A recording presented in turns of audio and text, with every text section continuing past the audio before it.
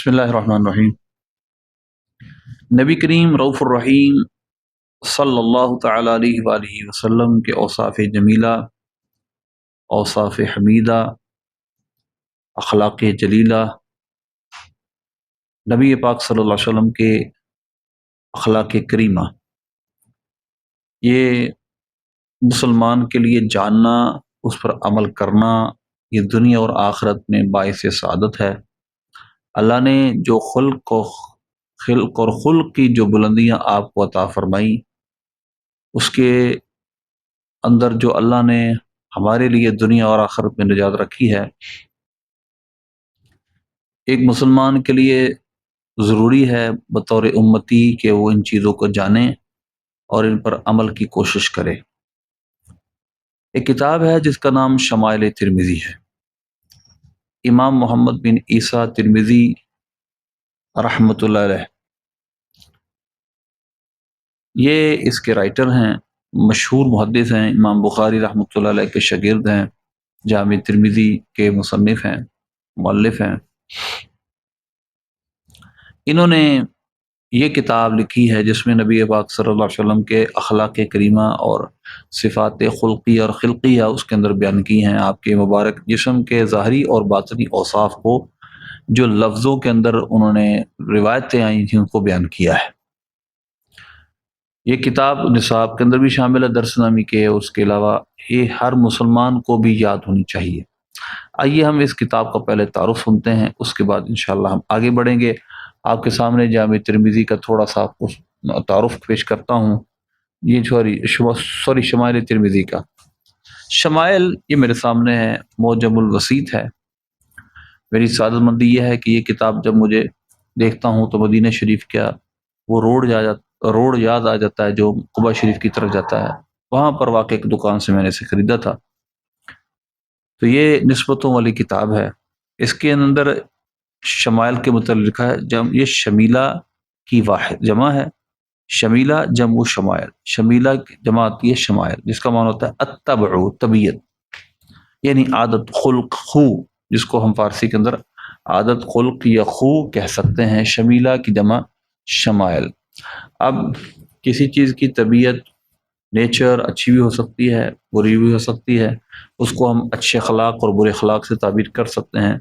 लेकिन जब नबी पाक सल्लल्लाहु अलैहि वसल्लम के अखलाक हमीदा औसाफ़ जलीला की बात करते हैं तो वो शमाइल हों या अखलाक हों, उससे मुराद उम्दा और आला अखलाक ही होते हैं। अब इस किताब का तारुफ हम ज़रा सुनते हैं, आगे देखिए। रत्तबा इमाम तिरमिज़ी किताबहु अश-शमाइल तरतीबन दक़ीक़न। इमाम तिरमिज़ी रहमतुल्लाह अलैह ने अपनी इस किताब यानी जामी तिरमिज़ी को अपनी इस किताब शमाइल तिरमिज़ी को मुरत्तब किया है तरतीब दक़ीक़ के साथ। बड़ी दक़ीक़, बड़ी पेचीदा इसकी आपने तक़सीम रखी है और तरतीब रखी है और उसको तक़सीम किया है तक़सीम बदी, एक ऐसी खूबसूरत और खुशनुमा तक़सीम की तरफ कि इंसान जब पढ़ता है हैरान हो जाता है। देखिए आगे वो तरतीब बयान भी करें। फ़जअल फ़ी सित्तति व ख़म्सीन बाबन, और इसके आपने 56 बाब बनाया। He divided this book to 56 chapters. वजमा फ़ी खमसता आशरा व अर्बामिया हदीस मिन ar-रसूल सल्लल्लाहु अलैहि वसल्लम, और उसमें 415 रिवायतें, 415 हदीस। He joined together 415 hadith in this holy book. अब उसका उसलूब जिक्र करेंगे। ये मुहाशी, ये बेरूत से छपे हुई किताब, उसके शुरू में कुछ इसके तारुफ लिखा है। फबदा बिज़िक्रि सिफ़ाति नबी सल्लल्लाहु अलैहि वसल्लम अल-खल्क़िय्या मिन हैसु तूलिही व लौनु व शरतिही व ज़िक्रु शअरिही व सिफ़तु वजहिही व गैरु ज़ालिका मिन सिफ़ातिल खलक़िय्या। पहले पहल वो नबी पाक सल्लल्लाहु अलैहि वसल्लम की सिफ़ात खलक़िय्या, आपके अंदर जो अल्लाह ने पैदा करके और जिस्म मुबारक में आला किस्म की खूबियाँ रखी, उसको बयान किया है। क्रिएशन में आपकी जो अल्लाह ने अपने कुदरत के कमाल रखे उनको बयान किया है। आपका कद मुबारक, आपका रंग मुबारक, आपके बाल मुबारक, आपका चेहरा मुबारक की सिफ़त मुबारक, आप सल्लल्लाहु अलैहि वसल्लम की, इसके अलावा जो और सिफ़ात खलक़िय्या हैं आपकी, जो अल्लाह ने पैदा करने के अंदर जो खूबियाँ रखी हैं उनको बयान करना। ثم اتبع ذلك رحمہ اللہ بالکلام الی حاجیتہ مقتضیانیتہ وبتائی، پھر اس کے بعد آپ صلی اللہ علیہ وسلم کے جو حاجات مبارکہ ہیں، آپ کے جو سامان وغیرہ تھا، یعنی دنیاوی معاملات پر کچھ انہوں نے ابواب بندی کی ہے۔ ثم انتقل رحمہ اللہ تعالی الکلام عن شمائلہ واخلاقہ وآداب معاملتہ، پھر انہوں نے کیا کیا ہے، کلام کو انہوں نے منتقل کیا ہے آپ صلی اللہ علیہ وسلم کے شمائل، اخلاق اور آپ صلی اللہ علیہ وسلم کے آداب و معاملات کے بارے میں، آپ کی interaction towards to other کریشن کیسی تھی اس کو بیان کیا۔ ثم ذکر عباداتہ، پھر آپ کی عبادت کا تذکرہ کیا، جو اللہ کے ساتھ آپ کا لغو تھا عبادت کے ذریعے اس کو بیان کیا۔ وختم کتابہ، پھر اپنی اس کتاب کا اختتام کیا ہے برؤیتہ بالمنام، نبی پاک صلی اللہ علیہ وسلم کو خواب میں دیکھنے سے۔ اس کے ذکر ضمن میں کچھ آثار ذکر کیے ہیں، ضوابط رؤیت ذکر کیے ہیں کہ کس طرح حضور پاک صلی اللہ علیہ وسلم کی زیارت ہمیں ہو سکتی ہے، اور پھر اس کے بعد اس کو بیان کرنے کا کیا مقصد ہے، آخر کے اندر آخر یہ بیان کیوں کیا، من رآنی فی المنام فقد رأى الحق، آخر کے اندر اس حدیث کو بیان کیوں کیا، آخر میں یہ چیپٹر کیوں قائم کیا؟ کیونکہ دیکھیے پہلے امام ترمذی رحمۃ اللہ نے صفات خلقیہ اور اس کے بعد عبادت اور خلقیہ معاملات، یعنی آپ کے صفات جسمانی، اس کے بعد صفات باطنی اور آپ کے اخلاق مبارکہ اور معطرہ کو ذکر کیا۔ اب اس کے بعد جب سارے حلیہ مبارکوں کو ذکر کر دیا، اپنے اخلاق کریمہ کو ذکر کر دیا، تو آخر میں یہ حدیث ذکر کی اور آخر میں یہ بیت ذکر کی آپ کو خواب میں دیکھنے کی۔ یہ اشارہ ہے کہ جو خواب میں نبی پاک صلی اللہ علیہ وسلم کو دیکھے تو اس حلیہ کے ذریعے پہچان لے جو پیچھے ذکر کیا گیا ہے۔ تو یہ اس کا مختصر تعارف ہے اور میں نے آپ کے سامنے بیان کیا ہے۔ اب اس کا فائدہ کیا ہوتا ہے؟ دیکھیے بڑا فائدہ ہے، یہ ہے، دیکھیے آپ کے سامنے ہے اس کا فائدہ، باقی ایک مسلمان کے ذہن میں جو فوائد ہیں وہ بھی سامنے رکھی ہے، لیکن یہ لکھا فائدہ آپ کے سامنے ہے۔ معرفت صفات النبی صلی اللہ علیہ وسلم اللہ فوائد عظیمہ، نبی پاک صلی اللہ علیہ وسلم کے صفات مبارکہ کو، آپ کے اخلاق حمیدہ اور صاف جلیلہ کو جاننے کی بڑے فائدے ہیں۔ اس میں سے یہ ہے کہ آپ کی رؤیت اور آپ کی عدم سرینی، آپ خواب میں دیکھنا اور پھر آپ صلی اللہ علیہ وسلم کا خواب میں دیکھنا اور پتہ چل جانا کہ حضور ہی ہیں۔ اگر یہ تو بہت ہر شخص کو جس کو خواب آتا ہے اس کو پتہ چل جاتا ہے، اس کو اشارہ دے دیا جاتا ہے کہ یہ نبی پاک صلی اللہ علیہ وسلم ہی ہیں۔ پھر اس کے بعد کہتے ہیں کہ کچھ انہوں نے باتیں ذکر کی ہیں، لیکن ہم ان باتوں کی طرف نہیں جائیں گے، ہم چلتے ہیں کتاب کی طرف۔ یہ آپ کے سامنے شمائل ترمذی کا پہلا باب ہے، شمائل ترمذی کا پہلا باب دیکھیے، ما جاء فی خلق رسول اللہ صلی اللہ علیہ وسلم، یہ چیپٹر ہے نبی کریم صلی اللہ علیہ وسلم کے مبارک خلق یعنی کریشن مبارکہ، آپ صلی اللہ علیہ وسلم کے مبارک جسم کے اوصاف کے بارے میں۔ اب اس میں نبی پاک صلی اللہ علیہ وسلم کے بال آپ کے مبارکہ، آپ کا قد مبارکہ، آپ صلی اللہ علیہ وسلم کے اور جو اوصاف حمیدہ ذکر کریں گے، سب سے پہلی حدیث ہم سنتے ہیں۔ قال المصنف، مصنف امام ترمذی رحمۃ اللہ فرماتے ہیں، اب سند بیان کرتے ہیں، اخبرنا ابو رجاء، ہمیں خبر دی ابو رجاء نے، وہ کون ہے؟ قتیبہ بن سعید، قتیبہ بن سعید، ان مالک بن انس، ربیعہ ابن ابی عبد الرحمن، ان انس بن مالک رضی اللہ عنہ، یہ پوری سند ہے۔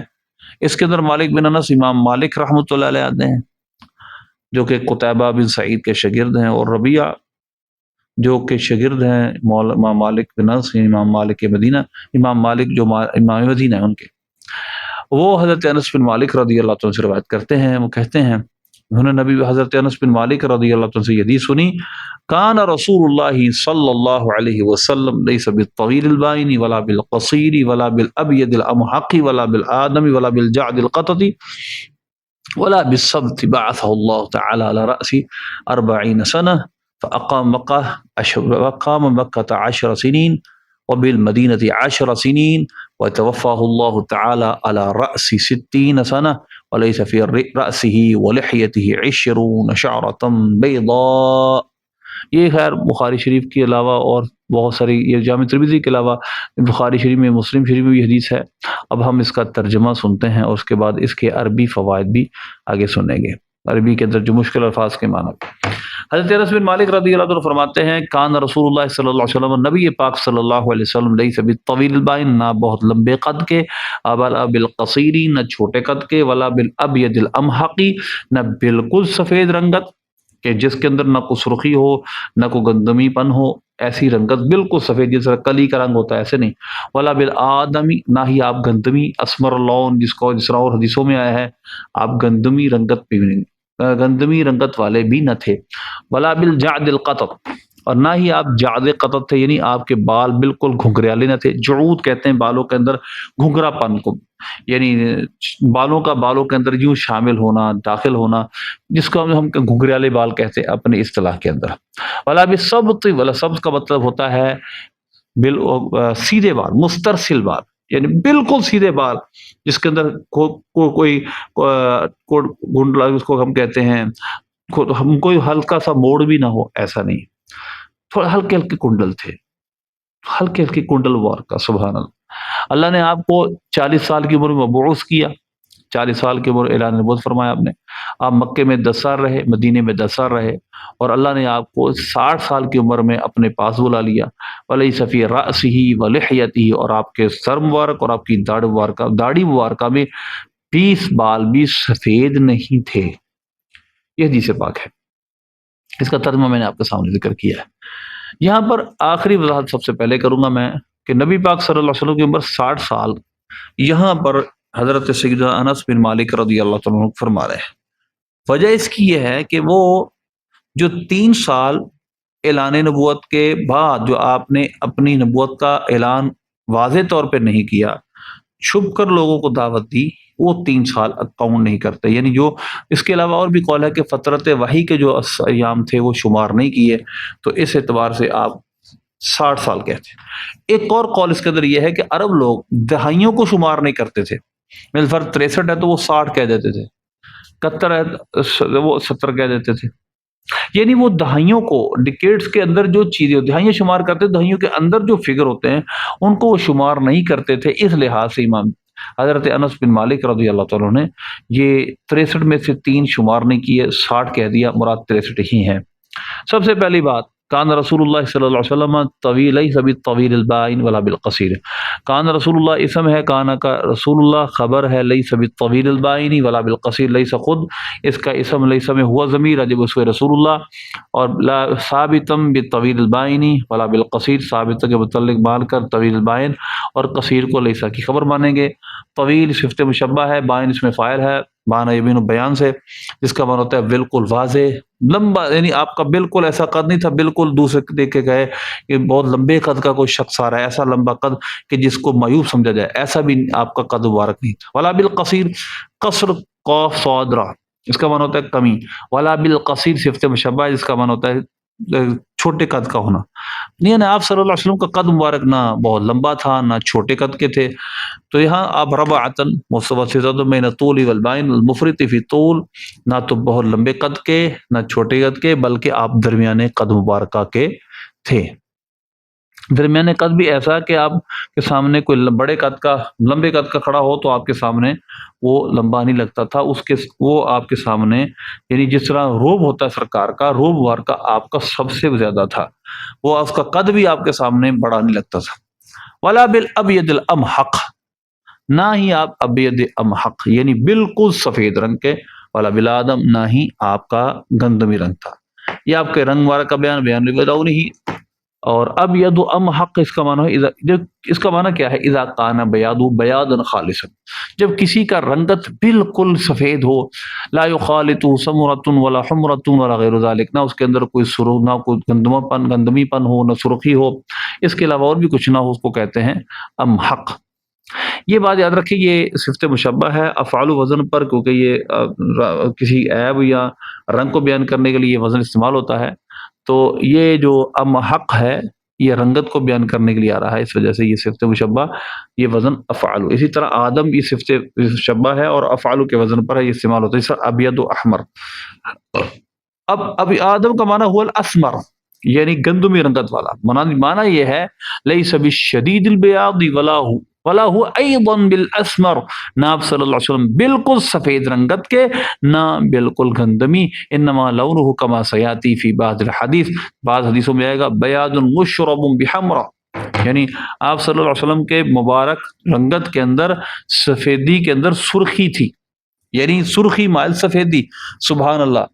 جب آپ صلی اللہ علیہ وسلم جلال فرماتے تو وہ سرخی اس طرح ظاہر ہوتی جس طرح انگور نچوڑے جا رہے. تو یہ بیاض مشرب بحمرہ، یعنی ایسی سفیدی جس کے اندر جو مائل با سرخ ہے، جس کے اندر سرخی ہوتی ہے. سبحان اللہ. ولا بالجعد القطط، نہ آپ کے بال بالکل گھنگریالے، ولا بالسبط، نہ بالکل سیدھے.